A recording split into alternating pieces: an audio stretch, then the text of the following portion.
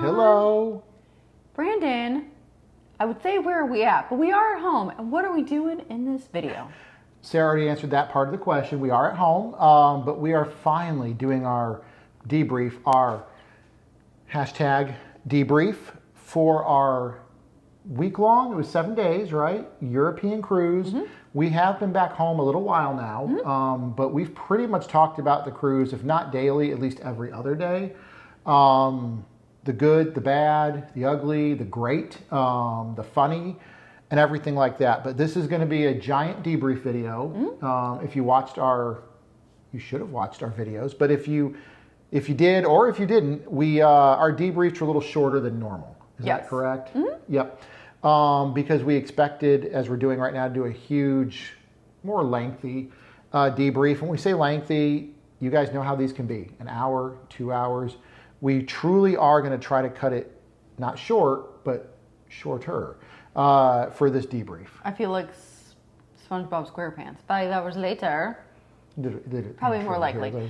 But we figured we would do just kind of recap a little bit, maybe more highlights of how we planned the trip, how we decided to do the trip, some things from the trip, and then also answer a few of your questions. Yeah, a lot of you had questions on YouTube, Facebook, Instagram, Threads, email, private messages, everyone. So no, every question we got, Sarah wrote down, and I think we answered most of them that were on YouTube. Like we commented and answered on those because we answer all comments. But yeah, we have those written down. We're going to get to those too. So I'm going to let Sarah take it away because she has an actual outline, which I won't hold up all the way, just a little bit. There it is. So there is an outline, and I'm going to keep it down here like I'm a news reporter and just gaze down at it sometimes. But Sarah, let's do this. Our 7-day European cruise on board the amazing Disney Dream. Mm-hmm. Well, maybe that's where we'll start. It's sort of what cruise we did do. Oh, so Brandon, I'm going to quiz you because I feel like you're not going to remember. I don't. Okay. Go ahead. Ask me. Well, you didn't ask me the question. What cruise did we do? We did a cruise. I'm going to turn this over. The script's turned over. We did a cruise out of England, Southampton. Southampton? Mm-hmm. Southampton Terminal, which I believe is part of Southampton City. It's a little city there or something like that. And we did 2 days at sea, of course, and we did 2 days in Hamburg and 2 days in Bruges. Hamburg, Germany, Bruges, Belgium, correct? You probably know if you watched our videos, we were supposed to do 2 days in Hamburg, 1 day in Bruges, and 1 day in Amsterdam. But because as of the filming of those videos, there were some protests and other things going on in Amsterdam about certain people didn't want cruise ships coming in, and they exercised their rights, and Disney and other cruise lines kind of changed their schedule, and we got 2 days in Bruges, which I can't wait to talk about because it was awesome. Mm-hmm. So it was a Western Europe cruise. Stops Hamburg, Bruges, Belgium, and again, we were supposed to go to Amsterdam, out of Southampton, and we also spent 3 days in London. And before the trip, 3 days in London, which we also should be on our channel. Yeah. So I guess one thing that people did ask us was sort of how did we decide to do this specific sailing? It was maybe more of a unusual or different kind of sailing out of Europe. Mm-hmm. A lot of the sailings that most people do are the Mediterranean, which would include Italy, sometimes France. Sometimes people do the Norwegian fjords. This one didn't, of course, include Norway. And other people also are really loving the Greek Isles. So why did we decide to do this sort of unusual cruise? Is that a question for me? Yeah, I'm quizzing Brandon. It fit with our schedules at work. Well, sort of. And we wanted to do it. Going to Belgium, awesome. That was a dream of ours together. I was born there. And Hamburg. It was cool because 2 nights in Hamburg, and Disney was going back to Hamburg for the first time in 15 or 18 years. Yeah. I don't know if that's the exact reason, though. Okay, well, so we originally did book a Mediterranean cruise. And so we ended up switching that cruise last year for a variety of different reasons. We were originally going to go to Italy and France and go out of Barcelona. And we decided for a couple of different reasons. One, we had to move. in our personal lives. Oh, we moved. Yeah, we actually moved. Too. We were supposed so we decided that we would just switch that out. So this date looked interesting. We both liked the idea of doing an overnight in Hamburg, which is unusual. Awesome. Overnight cruises, especially even in Europe, are not common for Disney. And then also, many of you know Brandon was born in Belgium. And so the ability to go to Belgium was also enticing. Which was awesome. Logistically, it was a little bit cheaper than the original cruise we booked. So we saved some money, everyone. Yeah, and we got to go to London and spend time with our friends who came from Northern England and came and visited us and hung out with us and gave us all the tours. Yep. So that is definitely one reason we switched there. So the tour, the cruise itself, we went out of London. And so one question we also got asked was, how did we decide our travel options? Why did we decide to do London before the cruise? Would we have done it after the cruise? And would we rethink about that next time? Well, we've talked, usually if you know our channel or know us, we usually, on things like this, we sometimes don't discuss our opinions on things. We like to do it with you guys, kind of live, and get each other's opinions on it. Usually we agree on stuff. We have talked about it, but do you want to talk about the travel, I guess? Because you're the one that scheduled everything. But then I can start answering about would we do it differently or something. Yeah, so logistically we did reach out to our friends. We said we wanted to go to London, and we coordinated with them. In terms of the flight, we ended up flying Norse Airlines, which is more of what's considered a budget, sort of low-cost carrier.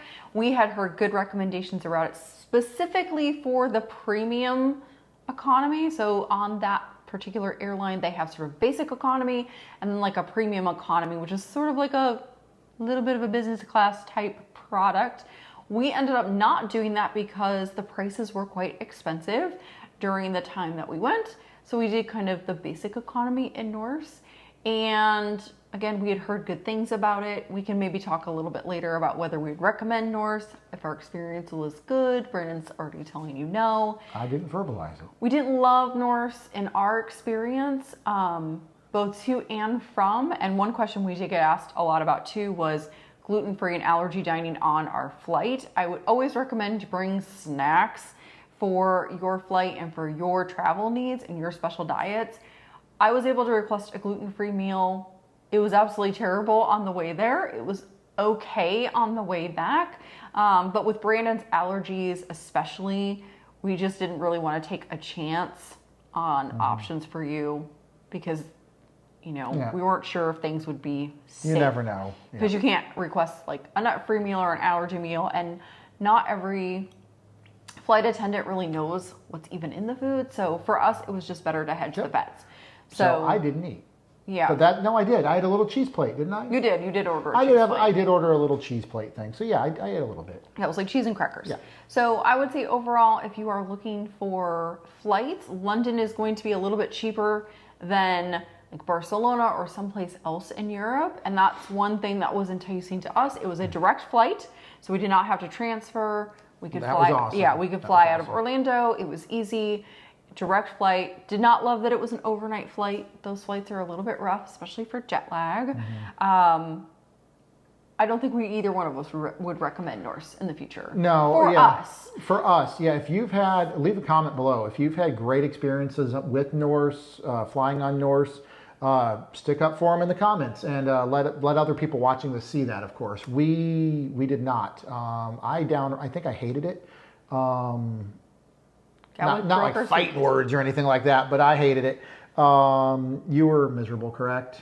For the most part. It was not a great flight either way. Either way. The way back home was more comfortable, but the way there was definitely challenging.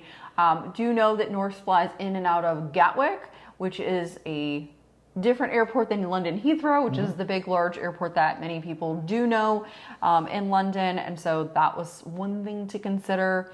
I don't think we would want to fly out of Gatwick or on Norse in the future. But if you are looking for a budget option and cost is a super consideration, it could be something that would work for you. You know what? I agree with that. If cost, well, I think cost for most people is a consideration. But it was for us. It was for us. If it's really a consideration, then yeah, Norse, of course. It'll get you there. We got there, we got back safely. If you could spend a little bit more, maybe not Norse. Yeah, but it was, I would say price-wise, we looked at Virgin and Delta going to London, and it was significantly more expensive. Yep. So that is what ended up making that decision for us. We also, worked with our friends on travel arrangements based on their schedule when we wanted to go in conjunction with our trip, whether we wanted to do it at the beginning of the cruise or after the cruise. So, I'm going to answer that 2 ways if I can, or maybe even a third. I don't know. How we did it, liked it. It worked. It was fun. It was great. It allowed us to, I believe, get over our jet lag before we got on the cruise. In saying that, however, if we were to do the exact same thing again, more or less, I know there's always little differences here and there. I think I prefer a few days in London after the cruise. Well, you also got somewhat sick on our cruise. A little bit. We're not sure if it was when we were in London. Yeah, I don't know, but I don't know. If I could, I would arrive in London, or we arrived actually in Gatwick, and then did a cab into London. But arrive there, maybe stay up that day, or catch up on jet lag that day. Maybe then go to the cruise ship. I don't. However you want to work that, but because I would not want to land overseas and get straight on a cruise ship. Yes. But I also think if we had 3 days, I think 3 days in London, I would have much more enjoyed after the cruise, winding down from the cruise, getting my sea leg or my land legs back and everything. I don't know. What about you? Yeah, I definitely think next time we might do it the reverse. Yeah. I think no matter what you do, definitely think about you and your family and what makes the most sense for you. For us, it was a great way to acclimate to the jet lag and also get a chance to see London, meet up with our friends. But yeah, we might do it in the reverse next time. Yeah, I agree. I think when we do it again, I say we try the reverse, and if we're wrong, stay tuned for that video in a couple years. Yeah, but I would say too, also if you are planning any kind of cruise where you're either going cross country or globally somewhere, especially Europe, make sure you are planning wherever you go to give yourself a couple of days. And even in this cruise group, there were people coming from the United States that had flight challenges like cancellations, and people were feeling really stressed. So definitely make sure that you do plan some buffer time in case there are delays, in case there are issues. That will definitely set you up for success so you don't get stuck someplace. Yeah. So another question that people did ask a lot about was our transportation. How do we get to London? How do we get to the cruise port? And what are some recommendations that we have? So from Gatwick Airport, we took a cab to London. We chose that option, one, because we knew we were going to be really exhausted getting in, which we were, and we wanted something direct that was easy. Yes, we could have taken the train, which would have been much cheaper. However, in taking the train, we would also have to lug our luggage through a train station, then find a cab from there, and then get to our hotel. And we just felt, which is totally doable and can be worth it if you are, again, cost is a major consideration. Your sister went to England like a month before we went, and she did that, and she was like, never again. Yeah, all on her own too. And she's a world traveler. A lot of people say they're world travelers. My sister, on the off chance a couple of you watching this actually know her, she is an actual world traveler in the truest sense of the word. And she lived abroad. And she lived abroad.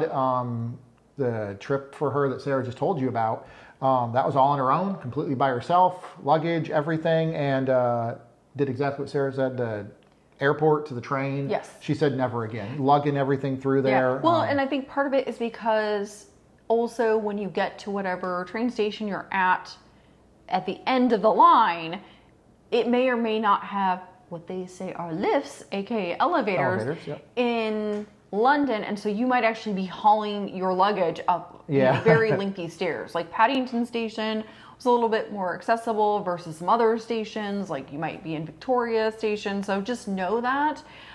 We ended up doing the cab. The cab was affiliated directly with the airport, so Gatwick has a affiliated cab service as opposed to ride shares. And so we ended up taking that. We pre-reserved it ahead of time. We got there. It was easy. We walked up to the thing. They had a reservation, and we were pretty much almost immediately whisked away by a cab driver. It was definitely a good hour or so. About an hour, Yeah. 50 minutes to an hour and 5 minutes. Somewhere, we didn't time it exactly, but about an hour. Yeah, so just know that that was that, and they do have some luggage requirements or limitations, so if you need a larger vehicle, you can reserve that too. It was about $200 in US dollars. That's the conversion from the British pounds, and we felt it was something we wanted to budget. So we went more budget on our flight so that we could spend more money on certain kinds of transportation in London. Same with going to the port. So we stayed in London, an area called Bloomsbury at the Kimpton Fitzroy London. Amazing. Which is an amazing hotel. It was so great. It was we fully intended to do a whole video on just the hotel. Sadly, if you watched our videos, something happened. We got delayed with certain things and everything. We won't go into all that here, but the Kimpton Fitzroy London is an absolutely incredible hotel. Yes, and we'll talk a little bit more about that in a second.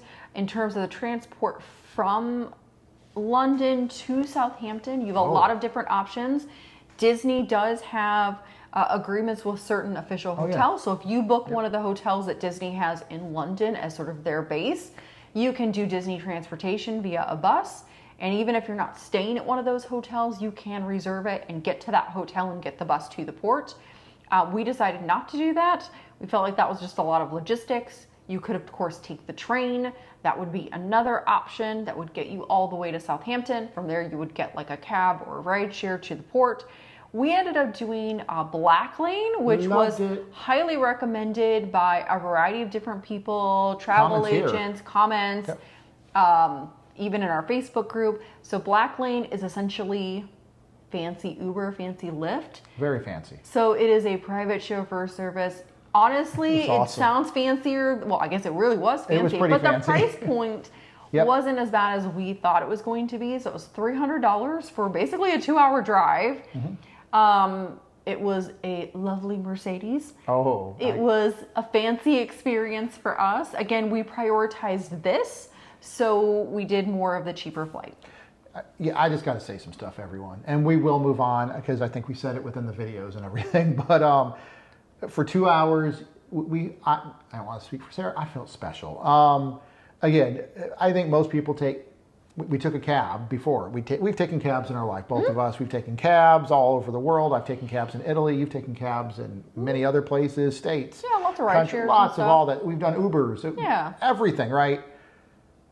You know, when you watch those movies, and then there's those drivers, and they're all in suits and everything, and they talk big business deals in the back, or maybe stuff they shouldn't talk, and the driver just ignores it. Business deals were No, nothing was going on like that. But this was that type of experience for me.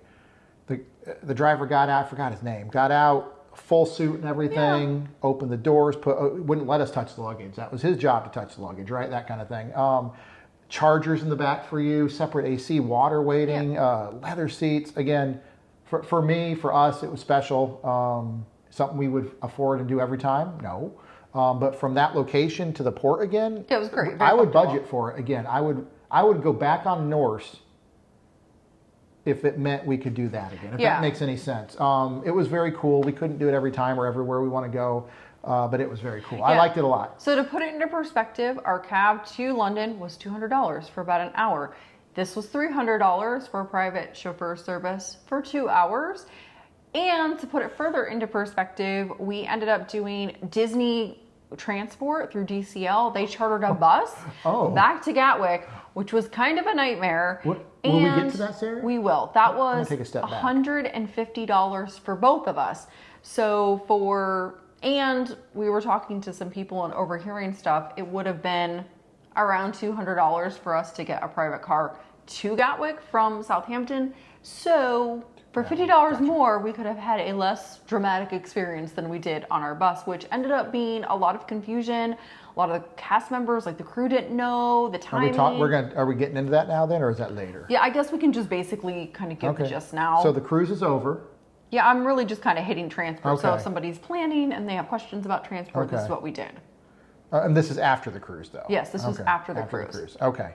So we did book that. We booked it ahead of time. We were given zero information on the ship. We asked about information on the ship. We got completely different information on the ship in terms of how the transfer works. We haven't done transfers locally or even in Alaska when we've cruised because we can drive. And we're very lucky for that, living locally in Orlando. But there was a lot of confusion. It turns out there were only 2 times that the bus was running to Gatwick, and we missed the first one by like 10 minutes or Not our something, fault, which though. was not our fault because they wouldn't let us get off the ship. We don't know if they let Right. you get off the ship because if you've cruised with Disney, They didn't call their luggage tag. You know how they call you by the luggage tag? If you're Mickey, you can get off now. Minnie, Goofy, Chippendale, all that stuff. Ours was the dead last. We were dead last. So we're sitting here as our time's ticking, not letting us off. But then we go up to an officer and say, hey, we think our bus is waiting outside, might leave. And he's just, no, get off. Like they don't actually check that. They're just... Right, our flight was at 2 o'clock in the afternoon. Yeah. It was... We were on the bus by about 8:40. And it had left, a previous bus left at 8:30. 8:30. We ended up not leaving until after 10. We just sat there. So we just sat there for a long time, and then we got stuck in really bad traffic. So it was just a confluence of things. It was very stressful for everybody on the bus because a lot of people there were people with even earlier flights than us. Much earlier. So just know that the DCL transport may be hit or miss based on what destination, what port you're in. For us, we found it to be less than optimal out of Southampton, and it was one that we would not do again. No, we would hire a cab. Yep. So and have it waiting for us. Yes. Yep.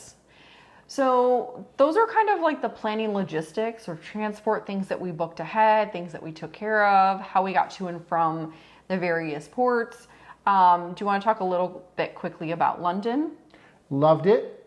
It was amazing. It gets 2 snaps up.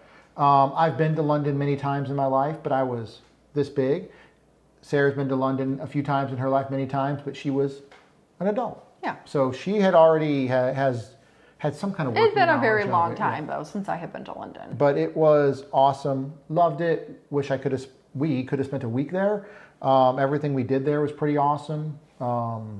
It's a great city, and those of you that live in England, especially London, you're lucky. Yeah.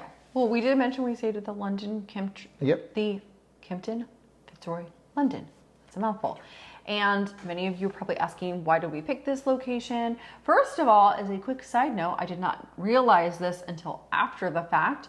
It's actually a hotel that Disney uses on Adventures by Disney. So if you do an ABD London escape, you're probably going to stay there at the Kimpton Fitzroy London. And they're putting you up somewhere good. Yeah. And I did a lot of research ahead of time about what hotel we wanted to stay at, what area we wanted to stay at, and then again, coordinating with our friends who are very familiar with London. We wanted to stay at some place that was historic, that was in a good area, that was easy to access a lot of the tube stations and sightseeing, and also didn't cost a complete arm and a leg. Mm-hmm. So that is definitely something you're going to want to budget for if you are going into London. London hotels are very expensive. Yeah. This hotel was somewhere between $500 and $700 a night for the 2 of us. We ended up converting some of our Disney Vacation Club points for points for the hotel. So that was a budget thing for us that we ended up using and worked for us. But we looked at lots of other hotels, and this was the one that sort of ticked all of the boxes of things that we wanted. That was in more of a reasonable price point. Some of the other hotels were extremely pricey. So definitely know that going in. We were in a great area. We were just around the corner from the British Museum, and easy access. The tube station was just around the corner. Yep. So it was really easy for us to get to and from. Yep. Loved it. Absolutely loved it. Yeah. Sightseeing. We did lots of museums, but not not have enough time. Not enough time. Just not enough time. I think that was probably our biggest takeaway is that 3 days in London is just not enough time. And I'm going to say this. Even if you only have 3 days in London, we saw quite a few museums, 3 or 4 of them. I probably would have, I hate to say this, maybe just 2. I wouldn't have gone from museum to museum. I would have spent a bulk of the time in one museum. just because it felt like we were rushing so much. And we were. That's what you do when you're on vacation sometimes, right? You don't always just relax. You rush. Yeah. But every museum we saw was incredible. The food there, which I'm sure we're gonna talk about it in a minute. But yeah, sightseeing was awesome. I love the tube. I need a tube here in Orlando. Brandon is a tube expert.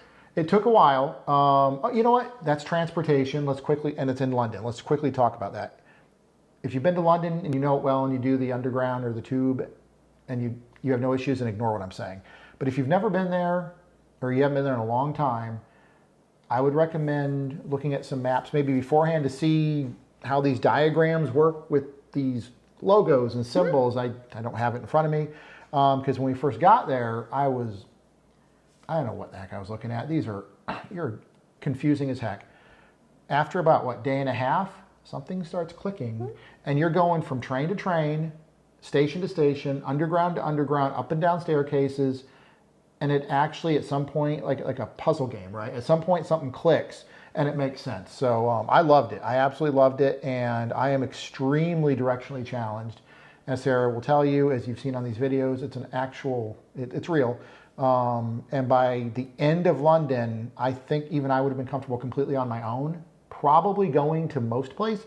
Still scary. I'd have been sweating a little bit and everything, but I think I could have made it, actually. So I used a lot of technology. One, we had our friends, and our friends just basically took us all over. Well, that's true, and explained stuff to us, which was great. But pro tips, 2 things that I think are really good technology-wise.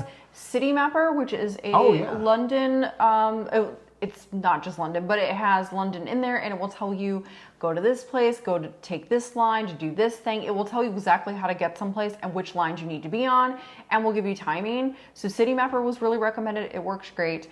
Google Maps is also another good option. So if you're looking for directions, both of those will help get you to and from different tube stations. So definitely utilize those if you're not like us and lucky and had friends just show us the way. Yes, which they were amazing. You've seen them in our videos. They helped us a great deal.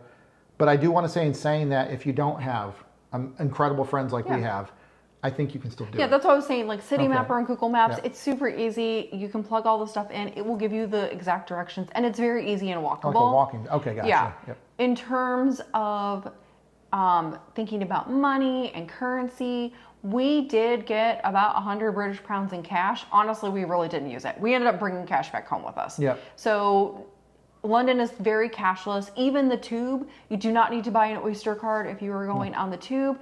Just use your phone. They do contactless payment. Easy. It's super easy. And that's pretty much everywhere we went in London. Contactless everything. So just if you're in that sort of mentality or you do that all the time anyways, it's super easy.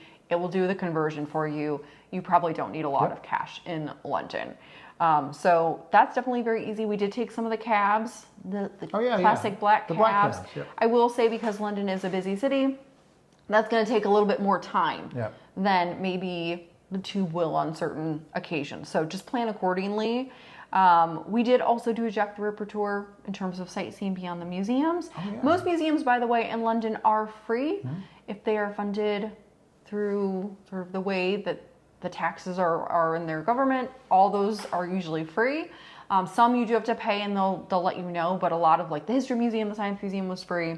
So that was nice. That's for a donation when you come in. If you want, yep. Not forced on you at all. You can walk right by it. They're just on computers, but we donated at every single one. Yeah, and some of them will require you to book a time in advance. It's still free, but they'll ask you to reserve a time slot. So just know that. And then we did do the Jack the Ripper tour, which was not that expensive, but an awesome tour to go see.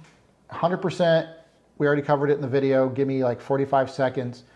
My one tourist trap generic thing to do, I asked Sarah, was a Jack the Ripper tour. There are a dime a dozen. There's tons of them, right? We were so lucky. I think we got an amazing tour guide who was engaging, fun, had great information and knowledge, and the tour we took was not, there's a million different Jack the Ripper tours, like other tours around the world. But this tour and our tour guide, this was not one of these, these conspiracy theories. It was very factual based. What was known back then, what's known now. He was proud to debunk a lot of things people thought and everything. I said, no, you probably read that in that book, and that's actually not true. But I loved it. I absolutely loved it, and it ended up at a pub. It was amazing. And that was, what was the name of that tour? So it's a Ripper Vision tour, Ripper and Vision. that was one that your sister recommended. It came highly recommended by some other folks, and it was reasonably priced and very well worth it. And what it last 2-3 hours? Yeah, it was a few hours. A few hours. It was awesome. Highest of high recommends. You see a lot of more ground level stuff in London than, especially after dark, and it was very cool. Yeah, I liked it a lot. I would do that exact same tour again. I would too. And also, if you are gluten free, there is a really well known Italian gluten free restaurant in the area that's like certified by the Celiac Association in the UK. We just didn't go there that time because it was late. But if you're getting dinner beforehand, that could be a good spot. Which sort of brings us to food in London.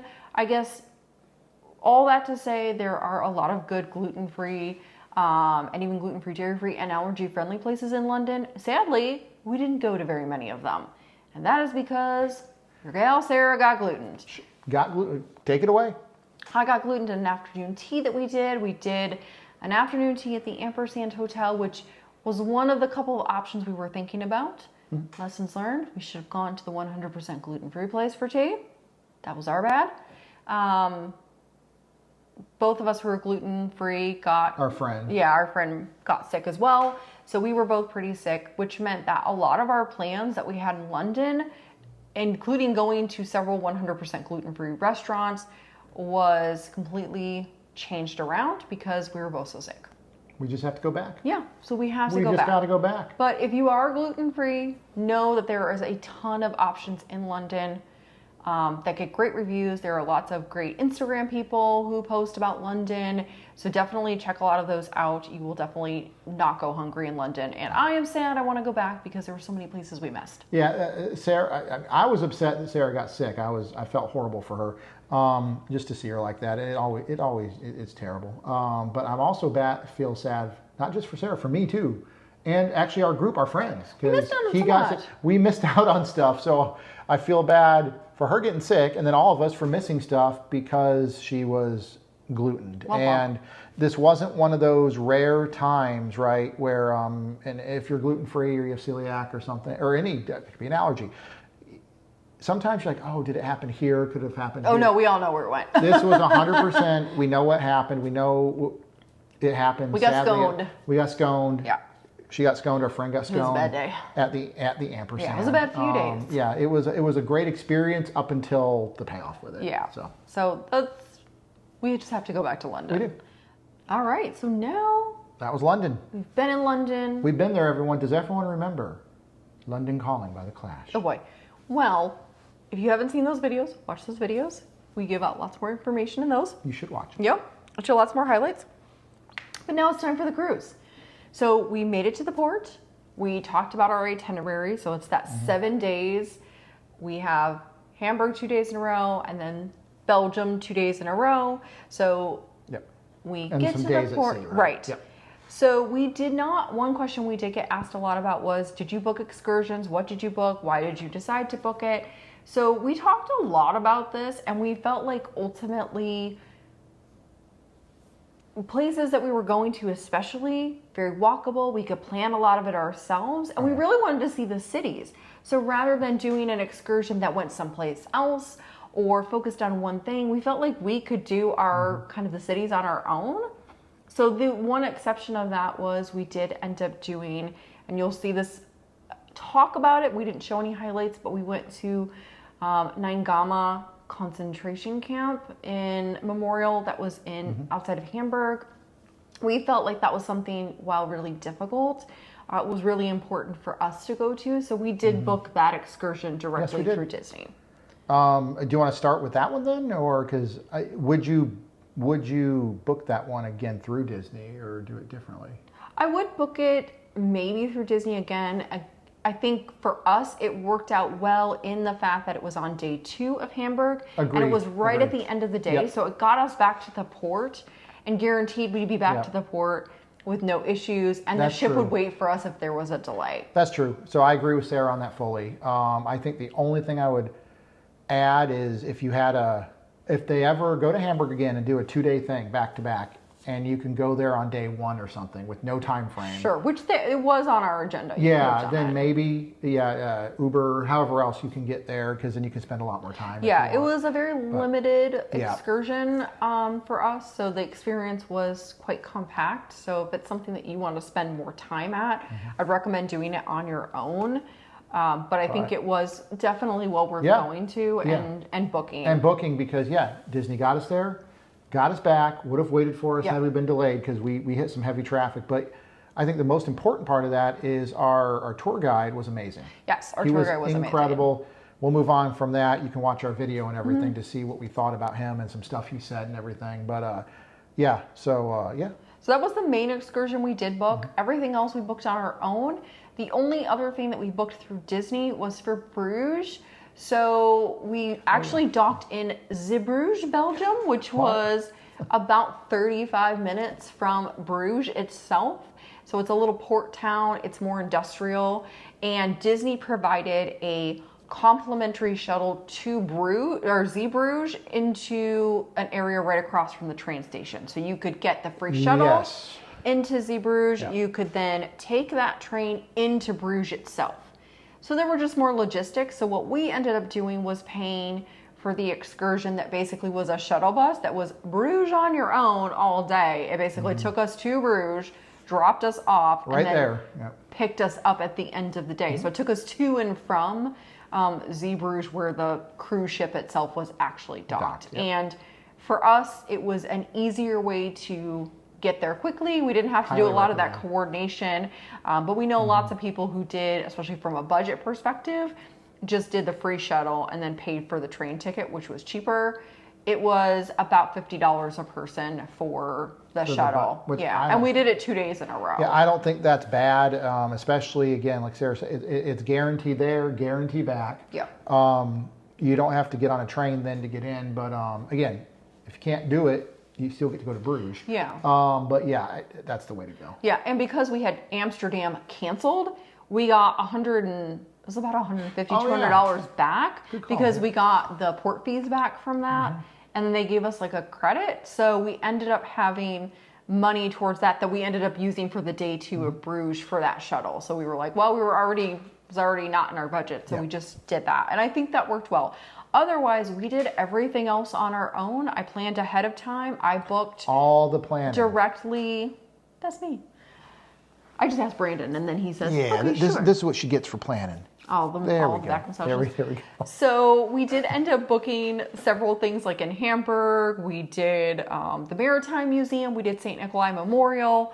Those I booked online in advance. Super easy. Super simple. No issues, QR codes I could take with us. And then same for Bruges. I got a museum ticket for us that was good for 72 hours. So because we were going to be there 2 days, we figured that was a good value. And it just gave us flexibility. And again, QR code, paid for it ahead of time. And so those were already taken care of before we got there. So we could just scan and go do the stuff. But lots of planning in advance. And I think Europe overall, depending on where you go, is really easy to plan and explore on your own if that's something that you like and you feel comfortable doing. Yeah, I not scared, not worried. Cautious? I don't know what's the word. When you go somewhere you don't know, it could be we're in the United States, we're in Orlando, but it's we're visiting another city 5 states away. We've never been there. It's always not nerve-wracking. I don't like that word. Whatever the term is for feeling just uncomfortable a little bit because it's something new, right? Let alone going to a foreign country. And I mean people coming here too. There's people that live in Germany that have never been to the U.S. and then come here for a vacation. It's got to be very stressful, right? Oh, what's not just the United States. What's Orlando like? What's this? So for me, well, both of us, but I'm speaking for me. Here we go. Okay. 0 issues overall. There's finding your feet and everything.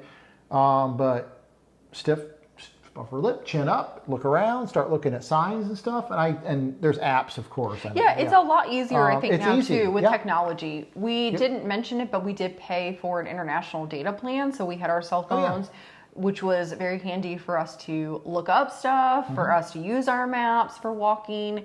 And so that helped a lot. You know, having been to England 20 plus years ago is very different Just now, every day. being able to use the technology to be able to direct ourselves versus around. the big map out. Yeah, and, so it definitely is, if it's something you feel comfortable doing, a great way to see a city. It was good for us because it gave us flexibility.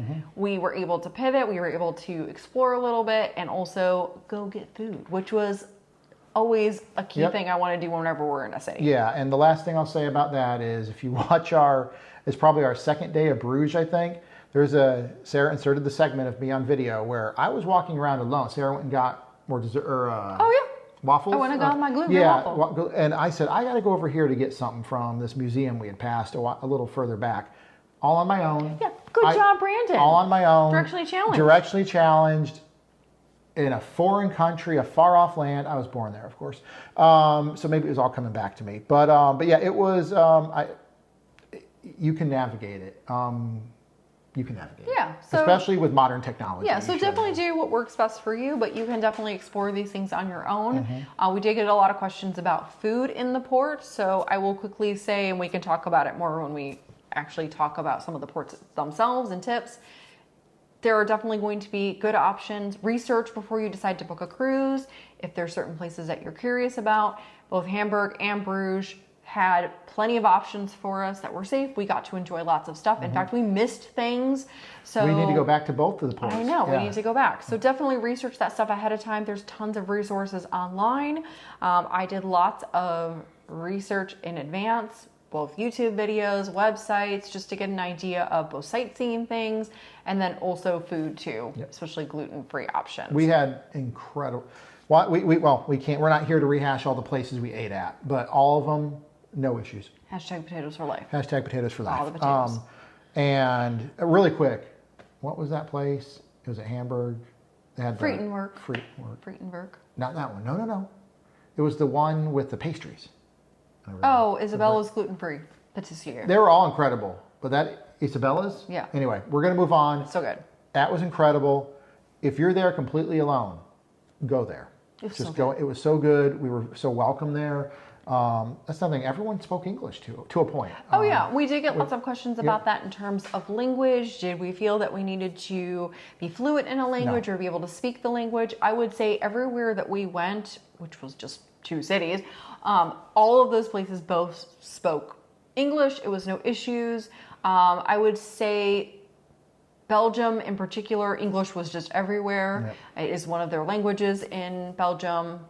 And in Hamburg, English was super easy. We had a few times where people would talk to us first in German, but if you just ask them if they speak English in German, I have Google Translate on my phone so that if there were any language barriers or gaps, or sometimes translations. We went to a grocery store and I bought some Belgian potato chips and I had to scan stuff for ingredients. I mean, it said gluten-free and I know the words for gluten-free in Flemish, but we wanted to double check some of the other ingredients. So I just scanned stuff and then I could translate it.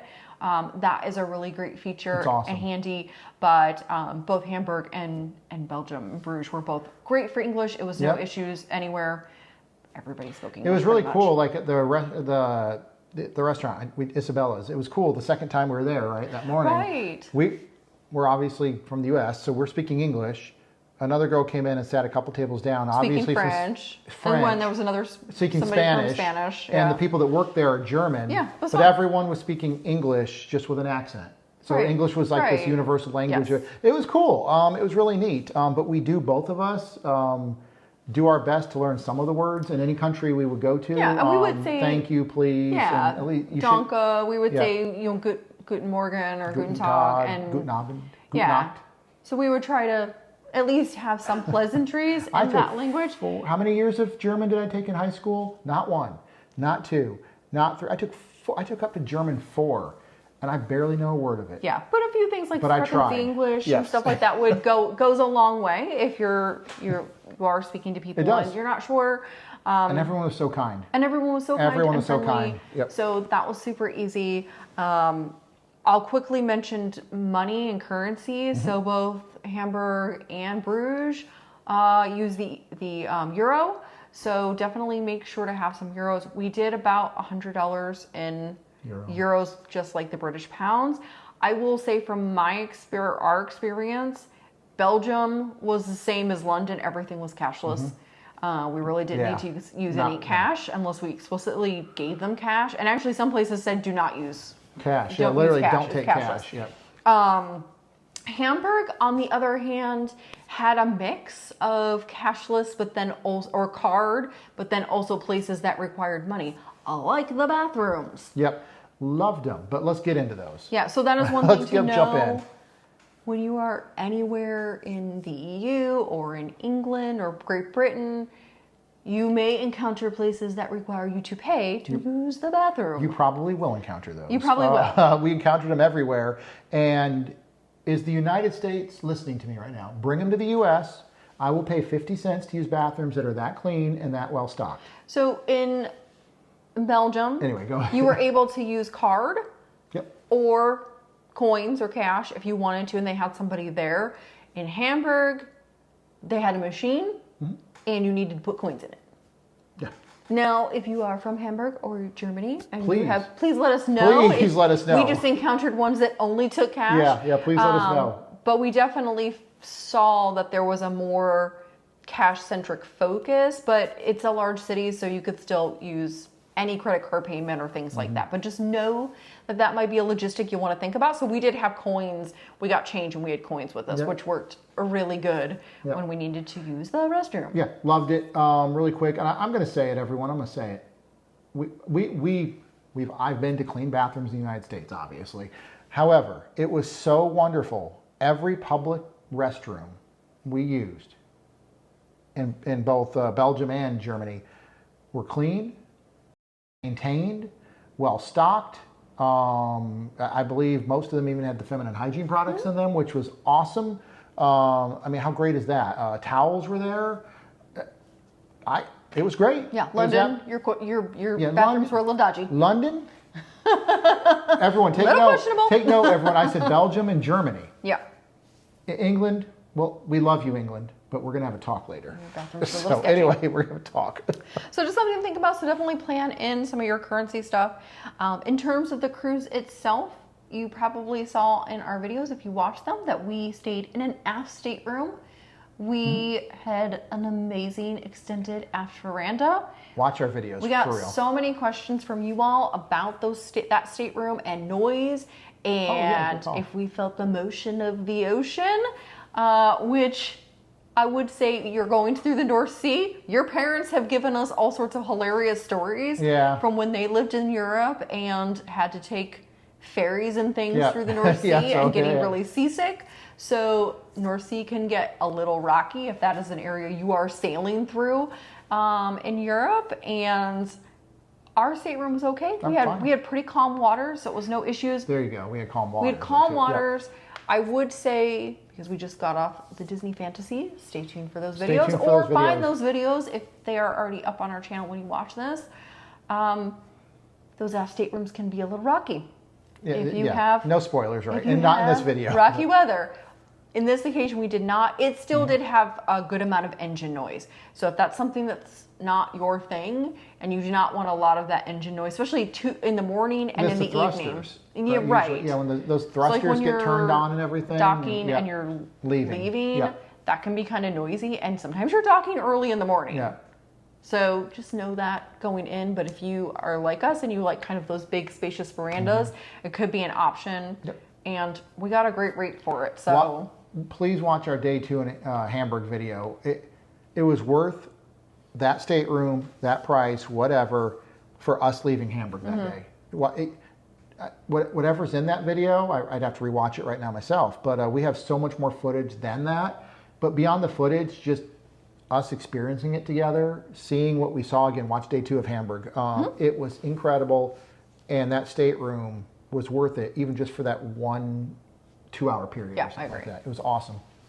So maybe we can talk quickly about some of the ports that we went to.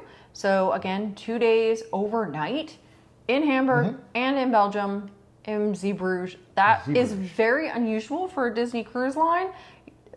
First of all, to get 1 overnight would be unusual, but 2 in one sailing is, I think, near impossible. Yeah. I don't think it's very common. So, But we did it. But we have some interesting things that came out of that, like how Disney Cruise Line navigates that. There was a lot of discussion in our Facebook cruise group about whether you were allowed to, and we actually got an email about staying overnight.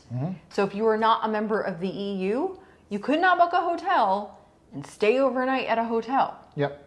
Which was interesting. But hypothetically, you could have stayed with a friend or something like that. Yeah, right? maybe. I don't know. I think that's how it was worded. Yeah, how it was worded, yeah. So just know that there's some unique logistics.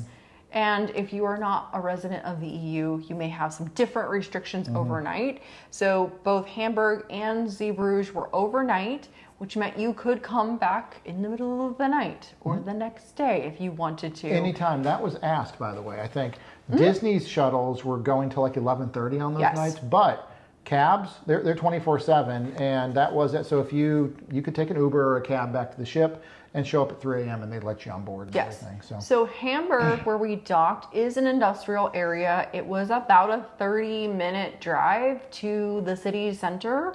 So just know that. It was a free shuttle there. So you could get the free shuttle. It took you right to sort of where the Rat House or the City Hall was in downtown. So free, easy. You could, of course, take a cab if you wanted to or do something else if you arranged it. But we found the shuttle to be super easy. Very easy. And like you said, it went until about 11:30 at night. I think 11:30, yeah. Which I think that's my one regret. I wish we would have stayed and gotten dinner. Thank you. That was our mistake. We should have just gotten dinner in Hamburg. We should have gotten dinner in Hamburg and just skipped one of the rotational diners on board. Completely our fault. We have to go back. Yeah, we have to go We back. have to go back. That's something we would redo. Probably get back to the ship a little later. Yeah, that definitely, I would say, would be a consideration because we came back in the early evening. Early evening, yeah, it was late like 6 afternoon, o'clock, I something think. like that. But that's definitely something we would do next time. Maybe quickly, any highlights of Hamburg or things you want to share besides the gluten-free bakery, which we both would highly recommend. Highest of high recommend. So good. It's almost worth, I'm sorry, everyone, going to Hamburg just for that gluten-free bakery. And if you go anywhere in Germany, there are quite a few locations of Isabella's gluten-free in different cities. Which is amazing. So look it up before you go if you are going to Germany, and if it's in that city, you want to go there. But no, Hamburg, the St. Nikolai Memorial was amazing. We won't rehash it here. Highest of high recommends. Watch our video or just type it in Google and read about it, look at stuff, read the history of it. So it was amazing, humbling. We've said that a million times. I don't want to overdo it and overuse it. This video is not about rehashing our other videos. But anything that stood out for you, the whole city was incredible. Yeah, I think that is one takeaway that I have is that it was a great city, modern, historic, a great cross section, so much to do, super walkable. Definitely explore. Good call. Take that opportunity to walk, super walkable, and I would love to go back again and do different things 100%, next time. 100%. Because we could have spent many, many days there and not scratched the surface of all the stuff that there is to see. And I like what you said. Hamburg was very, very, very, at times, modern. You turn a corner, medieval almost. You know what I mean? Yeah. It's amazing combination of the two that didn't make one look better or worse than the other. I don't know how to define it. I'm not an architect or anything like that, but it really works. It works. It looked awesome. The modern stuff there was great. The older, historic, ancient stuff was great. Hamburg was amazing. And I can't wait to go back. Yeah, I'm delighted we went there, and it wasn't a place that was sort of on our radar, but it was a great time, and it was a city that we both kind of instantly were charmed by, and we definitely want to go back. People did ask us souvenirs we got, and I would say, we did. Cool. People did ask a little bit about that. We did, when we went to the Maritime Museum, we were in an area called Hafen City, and we ended up getting some gin from Hafen City I should have distillery. brought it over there. It's on We did get that. We also have a really cool Hamburg cruise kind of port print that we're going to get framed. So there was some really cool, unique things there. And I think we were both really charmed by it. And if you're into geocaching, there are geocaches. Oh yeah, we got some geocaches. We got geocaches everywhere we went. Yep, sure did. Which was exciting. So that brings us to Bruges. Bruges was a day we thought we were going to have one day in. We ended up getting a bonus day, which is cool because which was exciting. One day is not because I fell think in love with Bruges. Yeah, I think had we just been there one day, I think the all aboard time was like 4:30 or around that time. Right.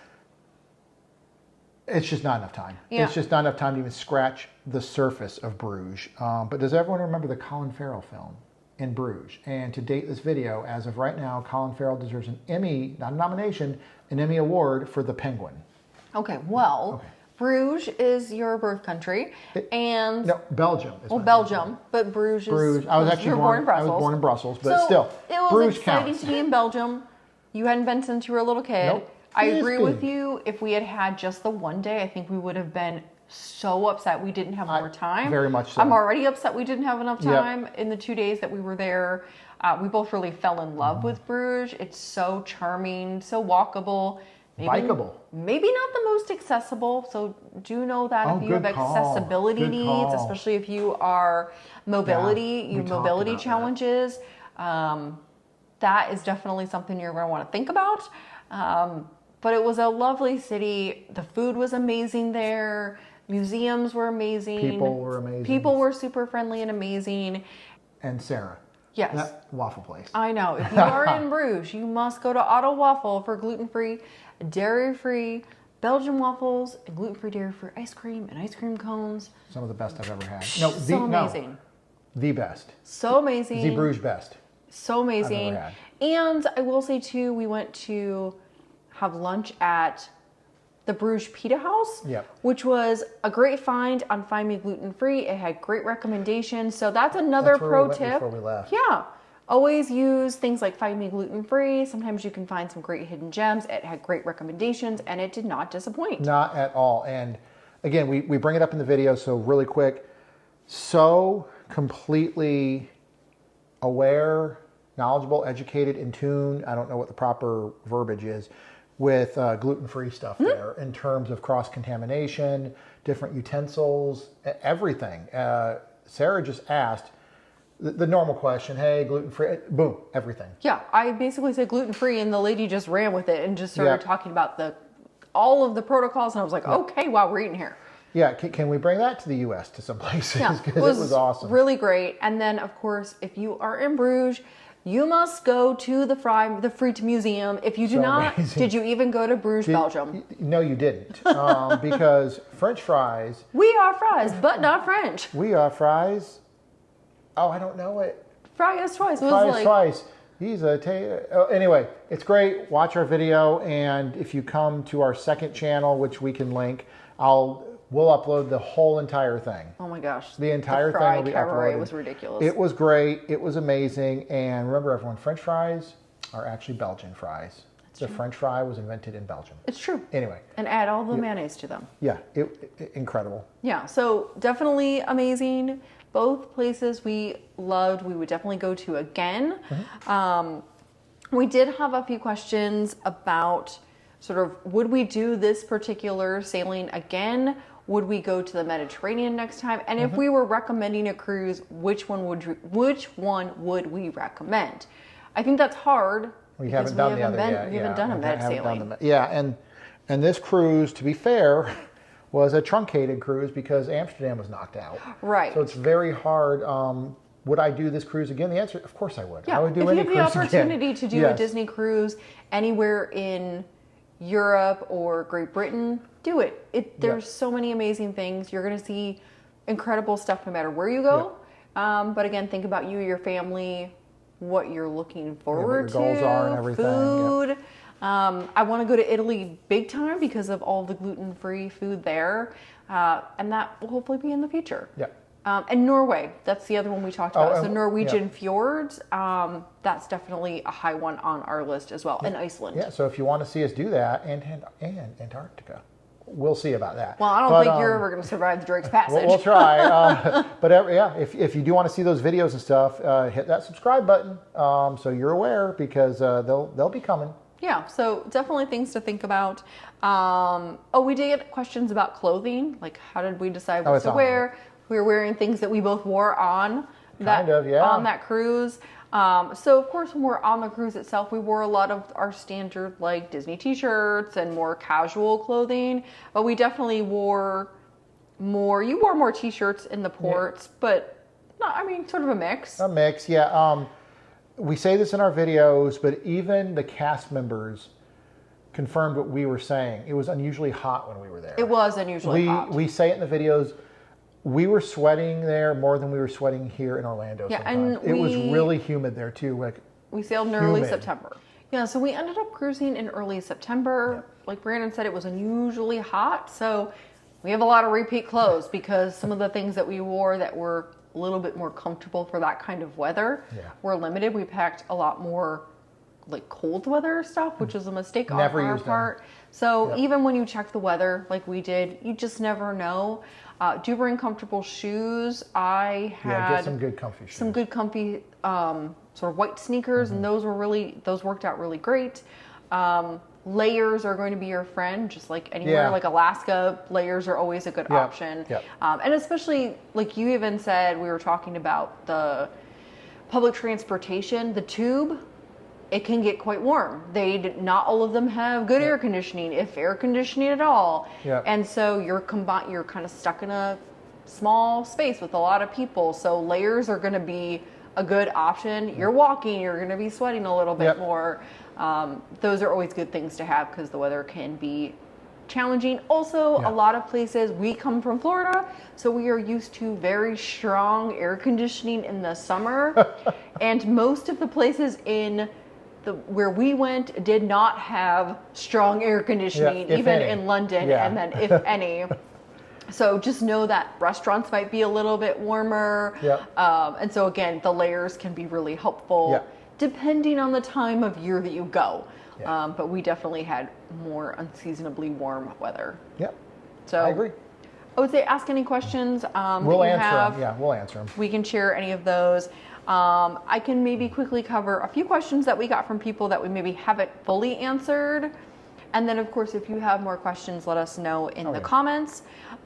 We did get asked, and we talked a little bit about London, but would you have done anything differently on this trip? Do we have more time? Because if we have more time, then I've been in London 4 days or something like that. I would still try London at the end of the trip versus the beginning.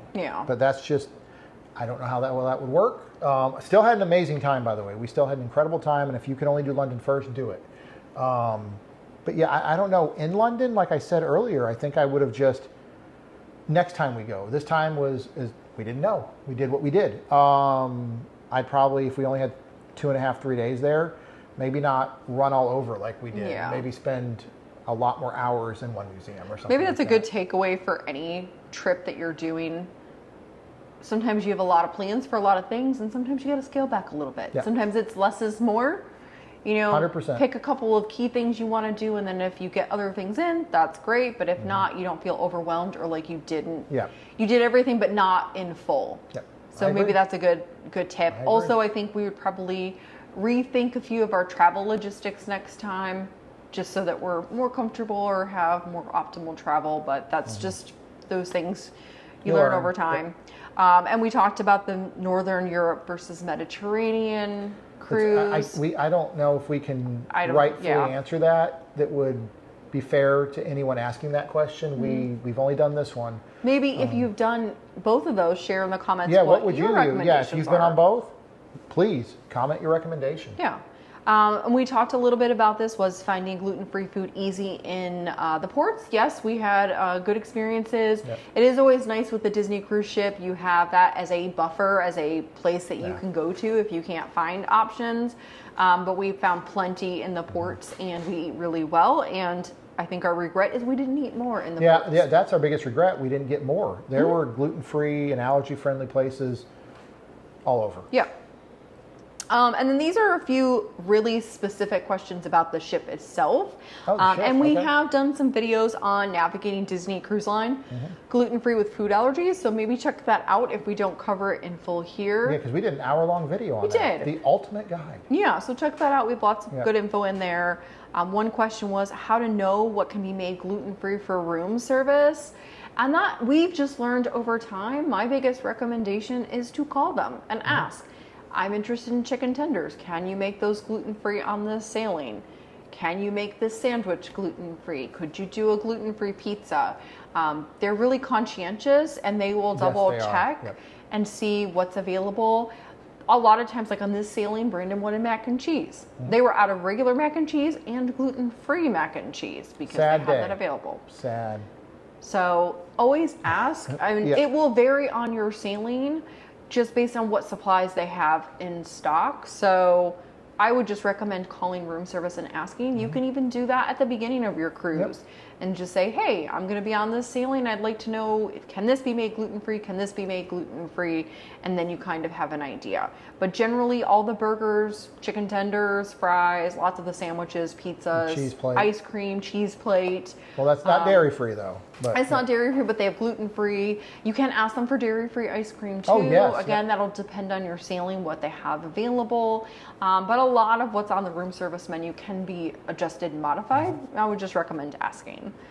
And then we did have a recommendation on the best drinks on the ship in terms of gluten-free options. I'm kind of boring because I tend to go towards like wine and easy cocktails. So I don't know if I have the best recommendations, but we're sorry for that answer. If you like frozen cocktails, always talk to the bartenders. Yeah. They can easily swap out different kinds of alcoholic spirits if you're not comfortable with something. Like if you want vodka, you can swap it for Tito's if that's your thing, and that'll be really good. But we don't do a lot of the mixed drinks on the sailing. You see me drink like a lot of like champagne or wine. The Tattinger. You love the Tattinger. Yeah, and my favorite, I guess, cocktail is usually the Avenue at Skyline. At Skyline. Skyline. And I like the Stiletto Manhattan at Skyline. Yeah. So know you and what you like in terms of gluten-free alcohols, what you feel comfortable with. There's lots of options on there. And then our favorite gluten-free food on board, that's a really tough question. I don't know if I can... I wish I would have had that before for this, because I have to think. Give me some ideas. Well, you love the gluten-free version of the fried brie. Oh, the fried brie. Listen, everybody. Listen. Everyone knows who knows me, who knows this channel, who's followed us on our many adventures over the years. The best thing on board the Disney Dream is the fried brie. Now, there's other delicious food, but that fried brie, now, hear me out here. The non-gluten-free fried brie, the normal fried brie, you can't beat it. But wait a minute, you might say. What about the gluten-free fried brie? It doesn't beat it, but it's not less. Guess what it is? It's actually equal. And what about you, Sarah? So, there are too many things for me to narrow down. There's so many good options. For gluten-free breakfast, gluten-free Eggs Benedict, gluten-free churro waffles, so many good things. If you're gluten-free and dairy-free, some of the custom omelets, plant-based breakfast, there's just a lot there.